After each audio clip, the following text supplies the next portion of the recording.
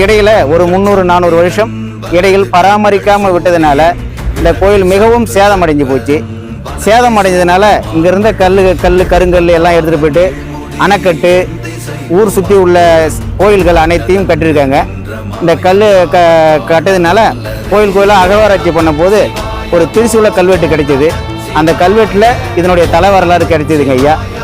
இப்பொழுது நாங்கள் ஊர் மக்கள் ஒன்று கூடி இந்த திருத்தலத்தை வெகு சிறப்பாக 1000 ஆண்டு நிலைத்திருக்க சிவலிங்கம் 1008 சிவலிங்கம் பதிக்கப்பட்ட மிகப்பெரிய கருங்கல் கோவிலாக உருவாக்க நாங்கள் பாடுபடுறோம். இந்த அடியார்கள் அனைவரும் திங்கட்கிழமை 3/11/2025 அன்று கடகால் பூஜை நடைபெறுது. அனைத்து அடியார்களும் அவரவர்கள் கையால் திருக்கரங்களால் கருங்கல் எடுத்து வைக்க அன்போடு அழைக்கின்றோம். இந்த கோயிலில் நாங்கள் கடக்கால் பூஜை செய்வதற்காக